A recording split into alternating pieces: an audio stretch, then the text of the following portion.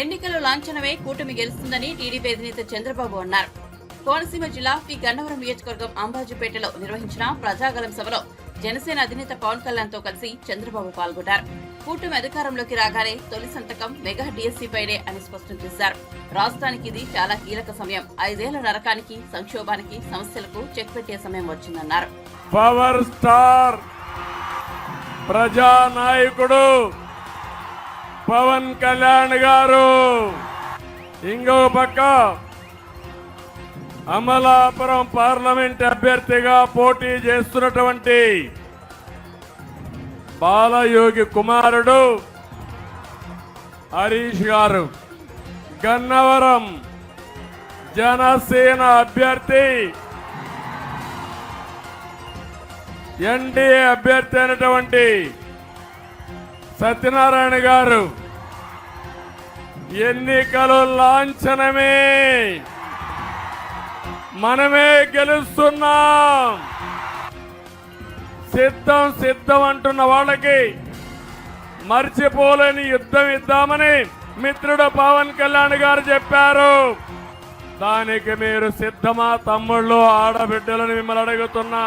నాకు చిరకాల మిత్రుడు బాలయోగి గారు, దేశంలోనే స్పీకర్ పదవికి వన్నె తెచ్చిన వ్యక్తి బాలయోగి. బీసీల తలరాత మారుతుంది. 50 సంవత్సరాలకే పెన్షన్ ఇచ్చే బాధ్యత మేము తీసుకుంటామని మీకు హామీ ఇస్తున్నా. బీసీలను ఆర్థికంగా పైకి తీసుకొచ్చే బాధ్యత మాది. 5 సంవత్సరాల పాలనలో మీ జీవితాల్లో మార్పు వచ్చిందా అని అడుగుతున్నా. ఏ వర్గానికైనా న్యాయం జరిగిందా అని మిమ్మల్ని అడుగుతున్నా. కడాన మీరు చూస్తే ఆర్టీసీ రేట్లు పెరిగాయా లేదా? చెత్త మీద కూడా పన్నేసిన చెత్త ముఖ్యమంత్రి, దుర్మార్గుడు ఈ ముఖ్యమంత్రి. ధ్వంస పాలన. సినిమాలు ఏదైనా చూడాలంటే, అందాలు చూపించాలంటే మొట్టమొదటి చూపించేది మా పవన్ కళ్యాణ్ గారితో సహా అందరూ కూడా కోనసీమనే. ప్రజల మధ్య విద్వేషాలు రెచ్చగొట్టినటువంటి దుర్మార్గుడు ఈ జగన్మోహన్ రెడ్డి. ఒక్కడికైనా ఉద్యోగాలు వచ్చాయా? మీకు జాబులు రావాలంటే మా కూటమి రావాలి. అధికారం వస్తానే మొదటి సంతకం మెగా డిఎస్సీ పైనే పెడతాం. ఇసుక దందా, ఇసుక మాఫియా ఇష్టానుసారంగా తయారయ్యే పరిస్థితి వచ్చారు. ఏం తమ్ముళ్ళు, తెలుగుదేశం పార్టీ హయాంలో క్వార్టర్ బాటిల్ ఎంత? 60 రూపాయలు. ఇప్పుడు క్వార్టర్ బాటిల్ ఎంత?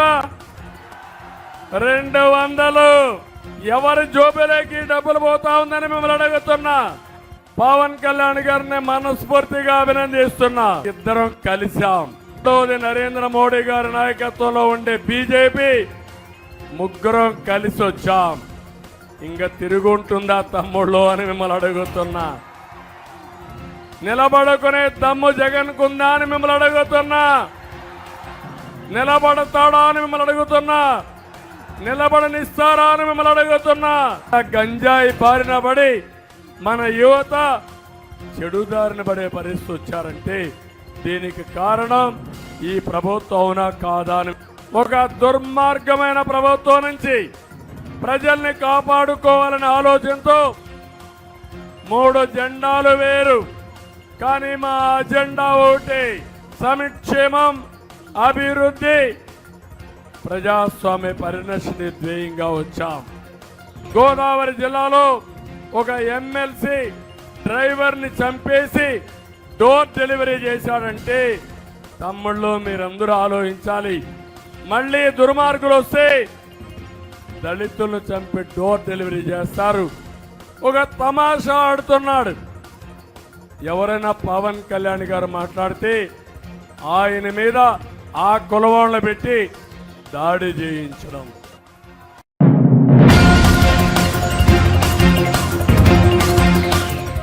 అందమైన కోనసీమను కలహాల సీమ చేయాలని జగన్ చూస్తే తాము ప్రేమ సీమగా మార్చేందుకు ప్రయత్నించామని జనసేన అధినేత పవన్ కళ్యాణ్ తెలిపారు.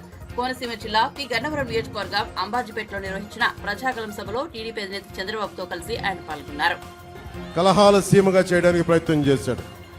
మీ అందరి సహకారంతో ఆ రోజున మేమందరం ఉండి ఈ కలహాల సీమ కాకుండా కొట్లాట సీమ కాకుండా 2.5 లక్షల ఎకరాల హెక్టార్లలో కొబ్బరి తోటలతో నిండిపోయిన ఈ అందాల సీమని తిరిగి ప్రేమ సీమగా మార్చుకోవడానికి మేమందరం సాయశక్తిలా కృషి చేశాం. భవిష్యత్తులో కూడా అన్ని కులాల మధ్య శెట్టి బలిజలు కానీ, కాపులు కానీ, మాలలు కానీ, మాదిగలు కానీ, క్షత్రియ సామాజిక వర్గం, వాడ బలిజలు, మత్స్యకారులు, అన్ని బీసీ వర్గాల్లో ఉన్న సంఖ్యాబలం లేని 127 కులాలందరికీ కూడా, ముస్లింలకి, క్రిస్టియన్ మతాన్ని పాటించే ప్రతి ఒక్కరికి కూడా ఇదందరం అన్యోన్యంగా ఉండాల్సిన సమయం ఇది. 4 దశాబ్దాల రాజకీయ దురంధరుడు మన తాడేపల్లిగూడెం సభలో చెప్పాను. క్లేమోర్ మైన్లు ఆయన వెళ్తున్న బండిని లేపేస్తే కింద పడి చొక్కా దులుపుకొని ఏమాత్రం భయం లేకుండా మళ్ళీ ముందుకెళ్ళి దశాబ్దాల పాటు రాజకీయాన్ని నడిపిన ఒక రాజకీయ దురంధరులు శ్రీ చంద్రబాబు నాయుడు గారు.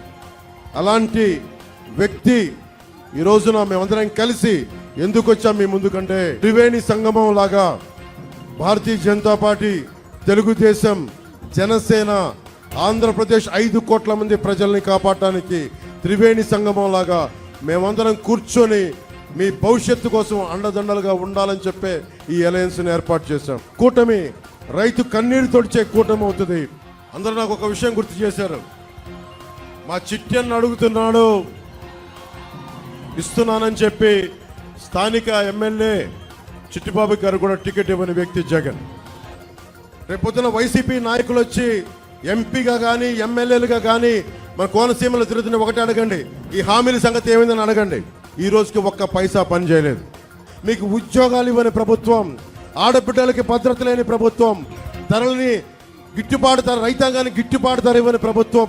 ఈ ప్రభుత్వం కావాలా లేదా అనేది మీరు ప్రతి ఒక్కరూ ఈరోజు ముందు కాకుండా ఇంటికి వెళ్ళి మీరందరూ ఒక సమాలోచన చేసి మీరు నిర్ణయం తీసుకోండి. నేను పిఠాపురం నుంచే పోటీ చేస్తున్నాను. నేను మీకు అందుబాటులో ఉంటాను. ఆర్థర్ కాటన్ మీకోసం ఎలా పనిచేశాడో మా కూటమిలోని ప్రతి ఒక్కరూ మేము అలా పనిచేస్తాం. దళారీ వ్యవస్థని దోపిడీ చేస్తున్నాం. ఆర్బీకే సెంటర్స్ అండగా ఉంటాయని తెలియజేసుకుంటే, ఆర్బీకే సెంటర్స్ కాకినాడలో ఉండే ఒక మాఫియా డాన్ కుటుంబం దగ్గరికి వెళ్ళిపోయినాయి. ఆ మాఫియా డాన్ ఎవరో తెలుసు మీకు. ఆ మాఫియా డాన్తో మేము పోరాడుతున్నాం. జగన్ పెట్టుకున్న మాఫియా డాన్లని తగలేసి తరిమేసే వరకు మేము నిద్రపోం. ఖచ్చితంగా వాళ్ళందరినీ పనిష్మెంట్ చేస్తాము. ఖచ్చితంగా చట్టపరంగా వారికి చర్యలు తీసుకుంటాం. వాళ్ళందరికీ మనం కులాలు దాటి, మతాలు దాటి, ప్రాంతాలు, జిల్లాలు స్థాయి దాటి రాజకీయం ప్రయోజనాలు ఆలోచించకపోతే అందరం నష్టపోతాం. ఇందాక పెద్దలు చంద్రబాబు గారు చెప్తున్నట్టుగా, నేను వస్తే నా కులం నాయకుల చేత తిట్టిస్తారు, బీసీ నాయకుల చేత తిట్టిస్తారు, ఎస్సీ నాయకుల చేత తిట్టిస్తారు. అందరూ ఎస్సీ నాయకులు తిట్టట్లా, అందరూ బీసీ నాయకులు తిట్టట్లా, అందరూ కాపు నాయకులు తిట్టట్లా. ఒకళ్ళో ఇద్దరు ఉన్నా నేను కాదంటలా. కానీ ఇవన్నీ నేను ఎందుకు పడుతున్నానంటే, మా అక్క చెల్లెళ్ళు కన్నీళ్లు తుడవటానికి, మా యువతకి ఉపాధి అవకాశాలు రావడానికి. ఎస్సీ నియోజకవర్గాల్లో నేను లండన్లో అంబేద్కర్ భవన్కి వెళ్ళాను. వెళ్తే ఆయన గొప్పగా ఫొటోస్ ఉంటాయి. ఆయన పేరు మీద చంద్రబాబు నాయుడు గారు అంబేద్కర్ విదేశీ విద్యా పథకం చేస్తే, విధానాన్ని తీసుకొస్తే అవి తీసేసి జగనన్న విదేశీ విద్యా పథకం అని చెప్పి దానికి కూడా డబ్బులు ఇవ్వలేదు. మేము రాగానే ఆ పేరు తీసేసి అంబేద్కర్ గారికి గౌరవం ఇచ్చేలాగా, ఆ జై భీమ్ అన్న దానికి గౌరవం ఇచ్చేలాగా అంబేద్కర్ విదేశీ విద్యా పథకాన్ని తిరిగి తీసుకొస్తాం. ముఖ్యంగా పరిశ్రమలు రావాలి ఇక్కడికి. మనకి ఇంత గొప్ప కొబ్బరి ఉంది ఇక్కడ.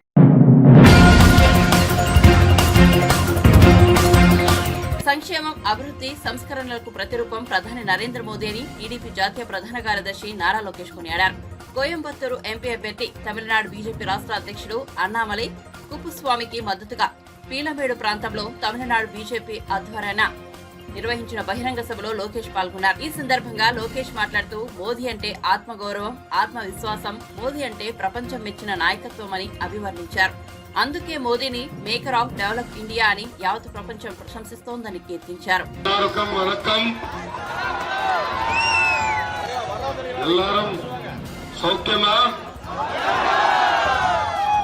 ఈ రోజు తమ్ముడిని ఇంత ఘన స్వాగతం పలికిన తెలుగులందరికీ పేరు పేరున నా హృదయపూర్వక నమస్కారాలు.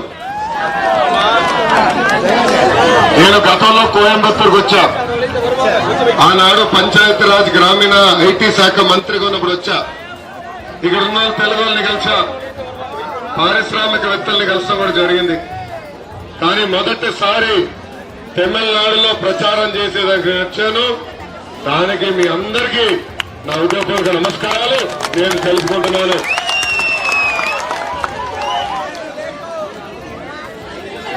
నేను ఇక్కడ ఎందుకు వచ్చానో చాలా స్పష్టంగా చెప్పే ముందల మిమ్మల్ని ఒక ప్రశ్న అడగాలనుకుంటున్నా. ఈ రోజు మీరందరూ ఒక ఉద్యోగం చేస్తున్నారు. ఆ ఉద్యోగానికి రాజీనామా చేసి ప్రజాసేవకు వస్తారా? అలాంటిది ప్రభుత్వ ఉద్యోగం వ్యక్తి, ఒక ఐఏఎస్, ఒక ఐపీఎస్ గా పనిచేసిన వ్యక్తి రాజీనామా చేసి ప్రజల సేవకు వస్తాడా అని అడుగుతున్నా. అలాంటిది మన తమ్ముడు అన్నమలై గారు అతి చిన్న వయసులో ఐపీఎస్ ఆఫీసర్ అయ్యారు. ఐపీఎస్ ఆఫీసర్ వద్దని ప్రజా సేవకి వచ్చిన వ్యక్తి అన్నమలై గారు. కర్ణాటకలో ఆయన సింగం ఐపీఎస్ అని, తమిళనాడులో తమ్ముడు అన్నమలై పీపీఎస్. పీపీఎస్ అంటే ఏంటో తెలుసా?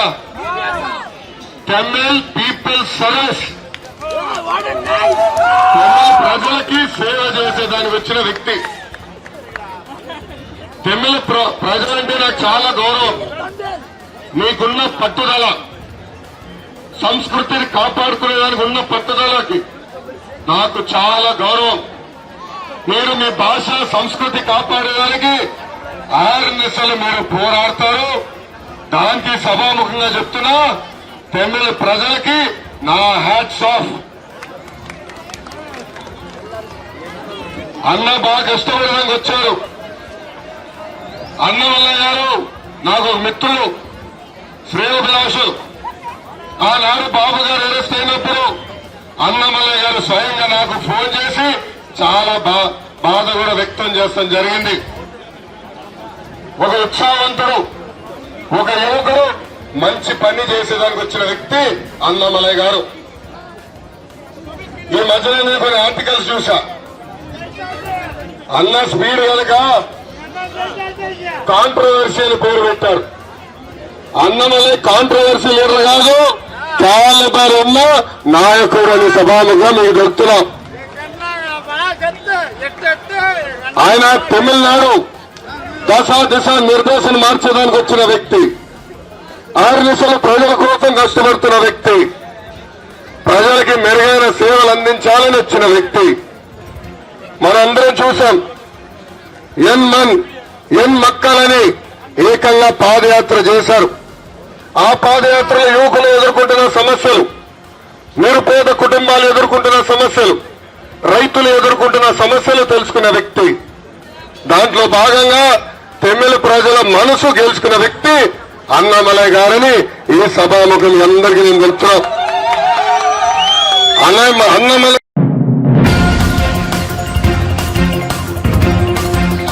మాజీ సీఎం బీఆర్ఎస్ అధినేత కేసీఆర్ ఎప్పుడు జైలుకు పోతాడో తెలియదని మెదక్ లోక్సభ నియోజకవర్గ బీజేపీ అభ్యర్థి రఘునందన్ రావు అన్నారు. గురువారం మెదక్ పట్టణంలోని చిల్డ్రన్స్ పార్క్ లో బీజేపీ పార్లమెంట్ నియోజకవర్గ బూత్ అధ్యక్షుల సమావేశం జరిగింది. ఈ సందర్భంగా రఘునందన్ మాట్లాడుతూ పార్లమెంట్ ఎన్నికల తర్వాత బీఆర్ఎస్ పూర్తిగా మునిగిపోవడం ఖాయమన్నారు. బీఆర్ఎస్ మునిగిపోతున్న టైటానిక్ పడవ వంటిదన్నారు. మెదక్ పార్లమెంట్ నుంచి తెలంగాణ అన్న వాళ్లకు బీఆర్ఎస్ టికెట్ ఇవ్వలేదని విమర్శించారు. మెదక్ లో తెలంగాణ వాదులు అభ్యర్థులుగా దొరకలేదా అని ప్రశ్నించారు. ఏమొస్తుంది ప్రజల నుంచి స్పందన? ఏ పార్టీ వాళ్ళైనా ఒకటే మాట చెప్తున్నారు, ఈసారి ఓటు ఎటు పడుతుంది? నరేంద్ర మోడీ గారికి ఓటేస్తామని చెప్తున్నారు. ఎవరికి ఓటేస్తారు? ఏ పార్టీ వాళ్ళైనా, కాంగ్రెస్ వాళ్ళైనా, కమ్యూనిస్ట్ వాళ్ళైనా, ఆఖరికి బీఆర్ఎస్ వాళ్ళు కూడా ఏమంటారు? అన్న మా బీఆర్ఎస్ పని అయిపోయింది. బీఆర్ఎస్ అనేది ఓ టైటానిక్ పడవ లాంటిది. పడవకు రంధ్రం పడ్డది, సార్కి అర్థం కాలేదు. 3 ఏళ్ల కింద దుబ్బాకలో రంధ్రం కొట్టినాం టైటానిక్ పడవకి. కొట్టినమా? రెండో రంధ్రం హుజురాబాద్ లో కొట్టినమా? కానీ సార్ గట్ల 10వ అంతస్తులో స్టీమర్ మీద ఉన్నాడు, లోపలికి నీళ్ళు వస్తున్నాయన్నది కనబడలేదు. కనబడ్డదా? ఎప్పుడు కనబడ్డాయి? మొన్న కనబడ్డాయి చలికాలంలో. సార్ కిందికి వచ్చే వరకు పడవ ఏమైంది? నడి సముద్రంలోకి వచ్చింది. ఎన్ని మోటార్లు పెట్టినా, కాళేశ్వరం బాహుబలి పంపులు పెట్టినా నీళ్లు బయటికి పోలే. ఫలితం ఏమైంది? ఏమైంది ఫలితం? ఒకటి ఉండే అని చెప్పుకుందాం ఇంగ్లీష్ సినిమాల్లో, 500 ఏళ్ల కింద ఓ పడవ నడి సముద్రంలో మునిగింది. ఏంది దాని పేరు? ఏంది దాని పేరు? ఏంది? ఇవాళ తెలంగాణ రాష్ట్ర రాజకీయాల్లో పార్లమెంట్ ఎన్నికల తర్వాత మునిగిపోయే పడవ ఏం పడవ? ఏం పడవ? ఏం పడవ? టిఆర్ఎస్ మునుగుతుందా? టిఆర్ఎస్ బిఆర్ఎస్ అయినప్పుడే దానికి ప్రజలు సిఆర్ఎస్ ఇచ్చిరు, కంపల్సరీ రిటైర్మెంట్ స్కీమ్ ఇచ్చి. సారు చంద్రశేఖర్ రావు గారు నువ్వు పోయి ఫామ్ హౌస్ లో కూర్చో అని చెప్పిర్రా చెప్పలేదా? మెదక్లో ఓడిపోయిరా లేదా? ఓడిపోయిరా లేదా? రేపు మళ్ళీ మెదక్లు ఎవరు గెలుస్తారు? ఎవరు గెలుస్తారు? గెలవాలంటే ఏం చేయాలి? ప్రతి ఇంటికి పోయి దండం పెట్టాలి. అని ఆయన బీఆర్ఎస్ అయినా నేను పోను అనొద్దు అంటారా? అట్లా పోతారా? పోరా? బీఆర్ఎస్ సర్పంచ్లు కూడా మనకు చేస్తామని చెప్తున్నారు. ఎందుకంటే ఒక్కొక్క సర్పంచ్కి వాళ్ళ 5 సంవత్సరాల టెన్యూర్ పూర్తయ్యేసరికి రాష్ట్ర ప్రభుత్వం నుంచి 5 లక్షలు, 10 లక్షలు, 20 లక్షలు బిల్లులు రాక సర్పంచులు ఉపాధి హామీ కూలీలుగా మారిన ఒకే ఒక రాష్ట్రం బంగారు తెలంగాణ అని చెప్పే తెలంగాణ రాష్ట్రం తప్ప ఇంకొకటి కాదు. అందుకని టిఆర్ఎస్ సర్పంచులకు కూడా ఇందాకున్నది. కానీ ఇలా బీఆర్ఎస్ పార్టీ మెదక్ నుంచి ఎవరు పోటీ చేస్తారో మీకు అందరికీ తెలుసు. తెలంగాణ ఉద్యమం పుట్టిన గడ్డ మెదక్ జిల్లా, జై తెలంగాణ అని గట్టిగా మాట్లాడిన గడ్డ సిద్దిపేట గడ్డ. కానీ మెదక్ పార్లమెంట్కి వెళ్ళి టిఆర్ఎస్ పార్టీకి వెళ్ళి పోటీ చేసేందుకు ఒక్కడంటే ఒక్కడు జై తెలంగాణ అన్నాడు. దొరికిండా? దొరికిండా? పక్క జిల్లాకి వెళ్ళి తెచ్చుకోలేదా? తెచ్చుకురా? 610 జీవో అమలు కావాలా వద్దా?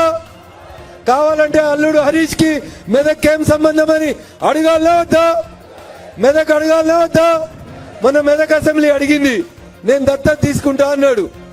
నువ్వు దత్తత వద్దు సారు, ఈడిగా సిద్దిపేట నాశనం చేసినావు, నేను మొత్తానికే మెదక్కి వెళ్ళి పంపిస్తాడు మా రఘునందన్ అని చెప్పిర్రు. చెప్పాలా వద్దా? చెప్పాలా వద్దా?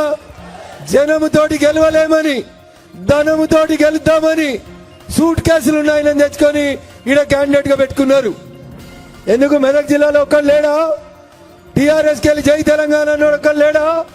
మెదకు కంపల్సరీ గెలుతుందా? గెలిచేది ఉంటే కార్యకర్తకి ఇవ్వాలి కదా, ఇవ్వాలా వద్దా? పైసలు ఉండడానికి ఇచ్చిరంటే అర్థమైంది. గెలుతారనా ఓడిపోతారనా? ఓట్లను కొందామని వస్తున్నాడు హరీష్, కొననిద్దామా?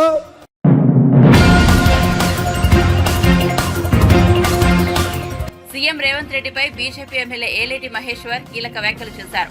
రేవంత్ మార్కు పాలనపై హాట్ కామెంట్ చేశారు. రేవంత్ అంటే నా వంతు ఏంది అంటున్నాడని ఆరోపించారు. సీఎం రేవంత్ రెడ్డి దగ్గరికి పోయిన వాళ్ళు నీ వంతుకు రేటెంత రెడ్డి అని అడుగుతున్నారు. రేటెంత రెడ్డి అని రేటు ఎవరు ఫిక్స్ చేస్తున్నారో తెలియదు, కానీ ఎక్కడ పడితే అక్కడ ఈ రాష్ట్రంలో సెటిల్మెంట్లు జరుగుతున్నాయని పేర్కొన్నారు. పాలన గాలికి వదిలేసి వసూళ్లకు పాల్పడుతున్నారని తీవ్ర విమర్శలు చేశారు. అంతేకాదు, కొద్ది రోజుల క్రితం కూడా ఎమ్మెల్యే మహేశ్వర్ రెడ్డి కాంగ్రెస్ పాలనపై తీవ్ర విమర్శలు చేశారు. మరి రేవంతు అంటే నా వంతు అడిగిండా? రేటెంత రేట్ అంటే చెప్పిండా తెలియదు. దాన్ని మళ్ళీ జీవో 37 ద్వారా, జీవో నంబర్ 37 ద్వారా అదే భూమిని మళ్ళీ వాళ్ళకే కేటాయించిండు. అదే భూమిని వాళ్ళకే కేటాయిస్తూ గతంలో దాంట్లో ఎంప్లాయ్మెంటే లేనట్లు, గతంలో దాని ద్వారా లబ్ధి జరిగినట్లు, ఈయన ఈ జీవోతోటే లబ్ధి జరుగుతున్నట్లు, ఈ జీవోతోటే దాంట్లో ఎంప్లాయ్మెంట్ జరుగుతున్నట్టు. అరే హాస్పిటల్ కట్టినప్పుడు హాస్పిటల్లో డాక్టర్ల దగ్గర నుంచి, నర్సుల నుంచి, హౌస్ కీపింగ్ వరకు ఎట్లా రిక్రూట్మెంట్ చేసుకుంటారు. అది ముందు తెలియదా? జీవో క్యాన్సల్ చేసినప్పుడు జీవో క్యాన్సిల్ చేసేటప్పుడు తెలుసు కదా, మళ్ళీ దాంట్లో ఏదో రిక్రూట్మెంట్ అవుతున్నది కాబట్టి ఇస్తున్నాను, లేకుంటే రేటు పెంచిన కాబట్టి ఇస్తున్నాను. అదే రేటు పెంచితే ఎంత పెంచినామయ్యా? 15 లక్షలు. నేను అడుగుతున్నా, జీవో ప్రకారం, సుప్రీంకోర్టు గైడ్ లైన్స్ ప్రకారం ప్రభుత్వ విలువలో సంవత్సరానికి 10% కట్టాలి కదా.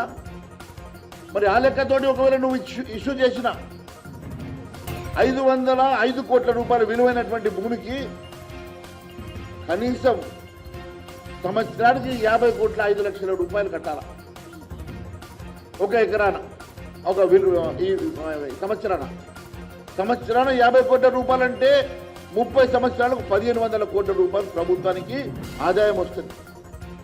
అసుంటి భూమిని మళ్ళా ఏదో కొంచెం పెంచినట్ల, దాంట్లో ఏదో ఇది చేసినట్ల, ప్రభుత్వానికి లబ్ధి చేసినట్ల జీవోను మళ్ళీ 12వ జీవోను క్యాన్సిల్ చేసి మళ్ళీ జీవో నెంబర్ 37 ఇచ్చి, ఈ జీవో నెంబర్ 37 ద్వారా మళ్ళీ అదే భూమిని అదే పార్థసారథి రెడ్డికి, అదే హెడ్రో డ్రగ్స్ కంపెనీ వాళ్ళకి, అదే వ్యవస్థకి మీరు దారాదత్తం చేయడం వెనుక ఎన్ని కోట్లు దాగున్నాయో దాని వెనుక 300 కోట్ల రూపాయలు నువ్వు తీసుకొని ఢిల్లీకి పంపిన మాట వాస్తవం కాదని అడుగుతున్నా. అవి కాక దాని వెనుక వేరొక సెటిల్మెంట్ కూడా చేసుకున్నట్టు మా దగ్గర ఆధారాలు ఉన్నాయి. దీన్ని ఈ ఢిల్లీకి పంపుతున్నాం కాబట్టి క్యాబినెట్ లో పెట్టి అప్రూవ్ చేపిస్తే అది శంకులో వచ్చిన తీర్థం అవుతుందా? గత ప్రభుత్వం చేసిన అరాచకాన్ని బయట పెడతా అని చెప్పిన నువ్వు గత ప్రభుత్వం చేసిన అరాచకాలను అడ్డం పెట్టుకొని సెటిల్మెంట్లు చేసుకుంటున్న మాట వాస్తవం కాదని అడుగుతున్నా. గత ప్రభుత్వం చేసిన అవినీతిని ఆధారంతో సహా సేకరించడానికి గల కారణం ఇదేనా అని అడుగుతున్నా. దానికోసమైనా నువ్వు ఈరోజు కాళేశ్వరాన్ని సిబిఐకి ఇస్తలేవు? దానికోసమైనా కాళేశ్వరం ఆధారాలన్నీ కూడా నీ కాడ పెట్టుకొని రేపు కాంట్రాక్టర్లను, అధికారులను, మళ్ళీ నాయకులను బెదిరించి మళ్ళీ సెటిల్మెంట్ చేసుకోవడం కోసమేనా అని అడుగుతున్నా. దానికోసమైనా ధరణి కోసం ఇప్పటి వరకు ధరణి మీద ఎలాంటి ఎంక్వైరీ చేయకుండా, సిబిఐ కూడా మాట్లాడకుండా కేవలం ధరణిని కూడా ఒక ప్రైవేటు మీ పార్టీ నాయకుల్ని కొంతమందిని కమిటీగా చేసి ఆధారాలు సేకరిస్తున్నది కూడా దీనికోసమైనా అడుగుతున్నా. ఒక చిన్న ఆధారం దొరికితేనే ఇన్ని 100 కోట్ల సెటిల్మెంట్లు జరిగితే రేపు 2 లక్షల కోట్ల రూపాయల ధరణి కుంభకోణంలో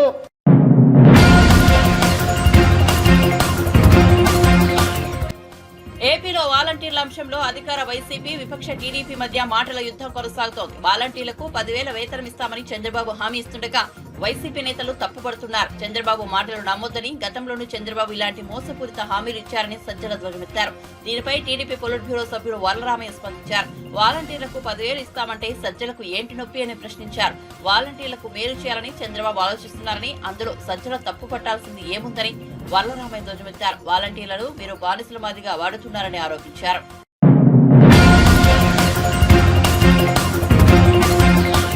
ప్రకాశం జిల్లా ఒంగోలులో వైసీపీ, టీడీపీ మధ్య తీవ్ర ఘర్షణ చోటు చేసుకోవడం తెలిసిందే.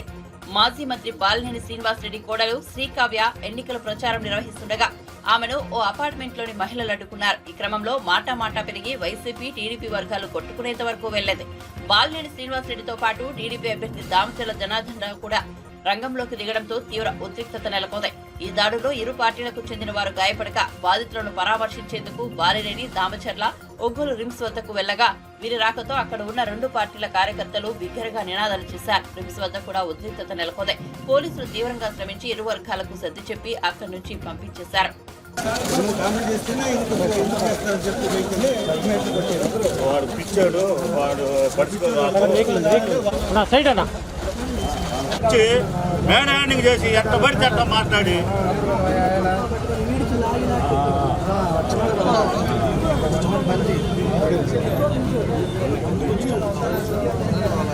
అనేది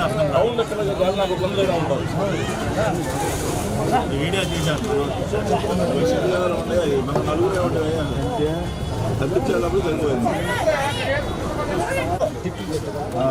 అది అనవసరం కావద్దు.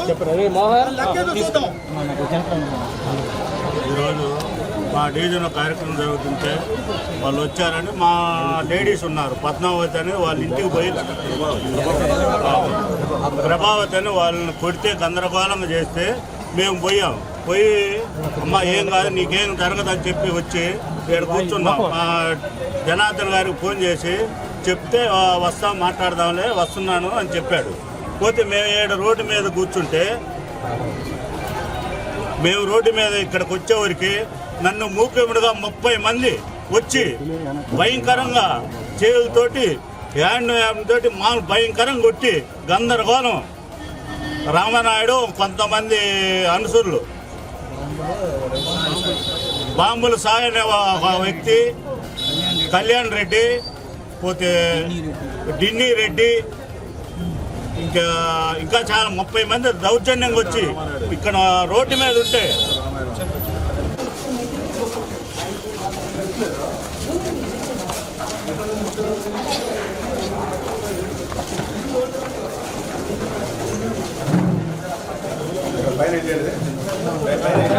ఎన్నికల కమిషన్ చెప్పింది కదండి, వాలంటీర్ని నేను ఫోటో తీశానండి. అది నేను చేసిన తప్పి వైసీపీ వాళ్ళు మొత్తం గుండాలు వచ్చి నన్ను కొడుతుంటే మా పిల్లలు అడ్డం వచ్చేసరికి పిల్లల్ని చూడండి కొట్టి ఎట్లా చేశారు. అబ్బాయిని వచ్చి ఇక్కడ పోయింది, చెవు వినపరాట్లేదు. మా చిన్న అబ్బాయి ఏది తల్లిని కొడుతుంటారని వీళ్ళు వచ్చేసరికి ఇదిగోండి కొట్టేయడమైన ఇంట్లోకి వచ్చి కొట్టారు వైసీపీ రౌడీలు. గోలి తిరుపతి రావు అనే వ్యక్తి, గోలి తిరుపతి అమ్మ 39వ డివిజన్ భర్త గోలి తిరుపతి రావు చంపేస్తాను, మీరు 2వ ఫ్లోర్లో ఎట్లుంటారో చూద్దామని మిగతా వాళ్ళకు మా కింద వాచ్మెన్కి చెప్పి బెదిరించి వెళ్ళారు. మీరు మరి ప్రభుత్వము ఎస్పీ గారు కానీ పోలీసులు కానీ మాకు ప్రొటెక్షన్ ఇవ్వకుంటే మాత్రం మా కుటుంబాన్ని ఉంచరు. దయచేసి రాష్ట్రంలో కూడా మీరందరూ గమనించండి, వైసీపీ రౌడీజము ఇంకా కొనసాగుతుంది. వైసీపీకి ఓటు వేస్తే గిన ప్రతి ఒక్కరింటికి, ఇప్పుడు మా ఇంట్లోకి వచ్చి కొట్టారు, రేపు మీళ్ళ కూడా వచ్చి చొరబడి కొడతారు. దయచేసి వైసీపీకి ఓటు వేయొద్దండి. కొంతమంది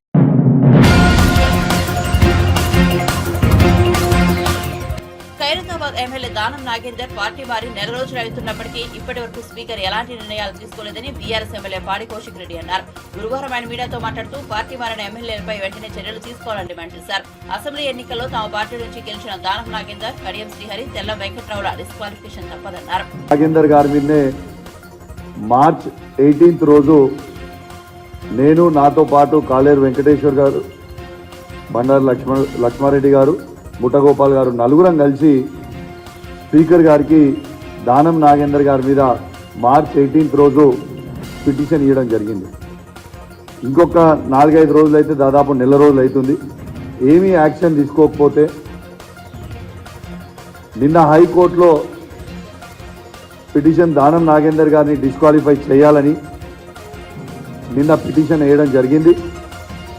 ఈ వచ్చే సోమవారం రోజు లిస్ట్ అయి కూడా ఉంది. ఖచ్చితంగా దానం నాగేందర్ గారితో పాటు కడియం శ్రీహరి గారు, వెంకట్రావు గారు డిస్క్వాలిఫై కాక తప్పదు. ఎటు పరిస్థితిలో వీళ్ళని డిస్క్వాలిఫై అవ్వడు ఖాయం. ఇది సుప్రీంకోర్టు ఆర్డర్సే ఉన్నాయి. 3 నెలల లోపల డిసిషన్ తీసుకొని ఎటు పరిస్థితిలో డిస్క్వాలిఫై చేయాలని ఇవాళ సుప్రీంకోర్టు ఆర్డర్సే ఉన్నాయి. ఖచ్చితంగా ఆ జడ్జ్మెంట్ని కూడా మేము అటాచ్ చేసి అన్ని విధాలుగా ఎవిడెన్స్ పెట్టి దానం నాగేందర్ గారు బీఆర్ఎస్ పార్టీ బీఫామ్ మీద ఎమ్మెల్యేగా గెలిచి ఇవాళ అఫీషియల్గా కాంగ్రెస్ పార్టీ సికింద్రాబాద్ ఎంపీ క్యాండిడేట్గా అఫీషియల్గా కాంగ్రెస్ పార్టీ డిక్లేర్ చేసింది. ఇంకా దీనికంటే పెద్ద ఎవిడెన్స్ అవసరం లేదు అని అన్ని ఎవిడెన్స్లు అటాచ్ చేసి ఇవాళ కోర్టులో వేసినాం. ఖచ్చితంగా సోమవారం రోజు మాకు ఫేవరబుల్ జడ్జ్మెంట్ వస్తుందని నేను ఆశిస్తూ ఉన్నాను. ఎందుకంటే ఇది simple, all evidence is there and it is proven. ఎంత బాధాకరమైన విషయం అంటే ఇదే దానం నాగేందర్ గారు కాంగ్రెస్ పార్టీ ఎంపీ క్యాండిడేట్ అయిండు సికింద్రాబాద్ పార్లమెంట్ కానీ మేము అసెంబ్లీకి పోయినాం. అసెంబ్లీకి పోతే స్పీకర్ లేడు. సెక్రటరీ గారు అసెంబ్లీలో వండుకుంటూ పోయి బాత్రూంలో దాచుకున్నాడు. బాత్రూంలో దాచుకొని తాళం పెట్టుకొని బయటకు వస్తలేదు. ఏదైనా సెక్రటరీ అంటే సెక్రటరీ బాత్రూంలో ఉన్నాడని మాకు కూడా తెలుసు. అడిగి పోయి ఉన్న తర్వాత సెక్రటరీ లేడని చెప్తున్నాం. ఆడ ఆగి ఆగి ఆగి ఏం చేసినాం, అక్కడి నుంచి మన జాయింట్ సెక్రటరీ ఉపేందర్ గారి దగ్గర పైకి పోయినాం. పోయి పెటిషన్ తీసుకోండి, మీ అందరు స్పీకర్ ఆఫీస్ కిందనే పనిచేస్తారు కదా, సెక్రటరీగా తను సెక్రటరీ అవైలబుల్ బాత్రూంలో దాచుకున్నాడు నేను లేను అని చెప్తున్నప్పుడు ఎవరికి ఇవ్వాలి? జాయింట్ సెక్రటరీగా ఇవ్వాలి కదా. జాయింట్ సెక్రటరీ గారికి పోతే ఒక్కసారి మీరు చూడండి, మీ ద్వారా వీడియో వినిపిస్తే ఇప్పుడు మీ ద్వారా యావత్ తెలంగాణ ప్రజలందరూ కూడా ఈ వీడియో వినాలి. ఇలా ఎవరైనా కలవచ్చు, మాది ప్రజాపాలన అని చెప్పుకునే రేవంత్ రెడ్డి గారు ఒక్కసారి వాళ్ళ ఆఫీస్ స్పీకర్ గారు ఆఫీస్లో ఉన్న జాయింట్ సెక్రటరీ గారు ఎట్లా చేస్తారో ఒక్కసారి మీరు ఈ వీడియోతోని మీరు వినాల్సిందిగా విజ్ఞప్తి చేస్తా ఉన్నా.